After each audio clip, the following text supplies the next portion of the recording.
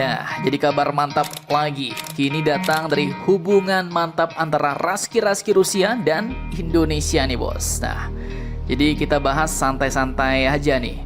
Bukan soal jet tempur, bukan juga kapal perang, bukan juga latihan militer, tapi Rusia yang mau merekrut tenaga lulusan SMK Indonesia untuk masuk langsung ke jantung industri aluminium dunia.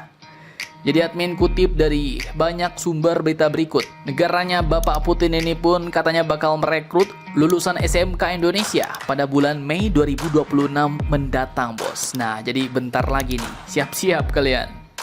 Dan pulus yang ditawarkan pun bukan kaleng-kaleng. Bisa tembus sampai 43 juta per bulan. Wah, ini bukan clickbait bos.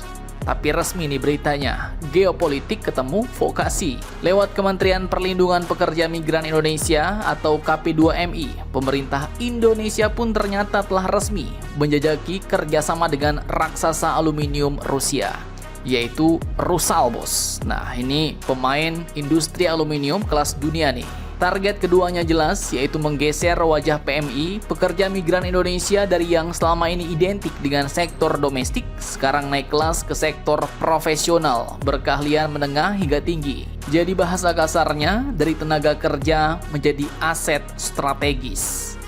Menteri P2MI Bapak Mukhtarudin menyebut bahwa Indonesia katanya punya bonus demografi besar. Ini maksudnya kondisi ketika jumlah penduduk usia produktif itu sekitar 15 sampai 60 tahun lah.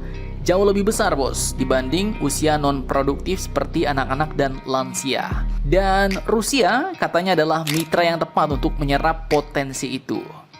Rusia pun bukan datang hanya dengan tangan kosong, tapi menggandeng Rusal yang berencana mengundang 50 lulusan SMK terbaik Indonesia untuk digembleng 2 tahun penuh. Nah sayangnya ternyata 50 lulusan baik nih bos.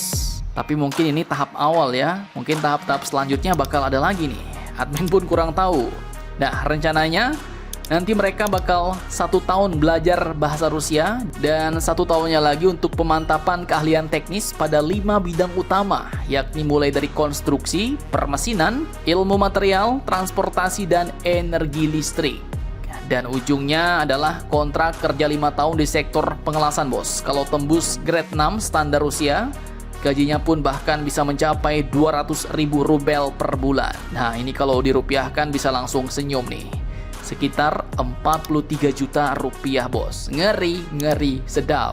Kemudian mantapnya lagi, skemanya bukan cuma ambil tenaga kemudian selesai. Nggak gitu bos, tapi lebih ke arah pengembangan nih dengan knowledge sharing pengetahuan bos. Jadi separuh bekerja di Rusia, separuh lagi katanya bakal balik ke Indonesia untuk masuk ke proyek-proyek strategis Rusia di tanah air.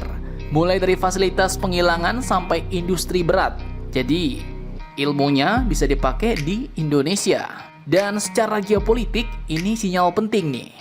Di tengah dunia yang makin terpolarisasi, Indonesia ternyata tetap main di jalur pragmatis dan non-blok aktif nih bos. Main 2 kaki ya kan? Kerjasama ini bukan soal condong ke Rusia, tapi soal mengamankan masa depan SDM nasional. Dan Indonesia sendiri pun bukan cuma dekat ke Rusia bos, tapi dekat juga ke Amerika. Hal ini pun berlaku bos, sama juga dengan saat Indonesia kemarin nego beli rudal BrahMos India ya kan.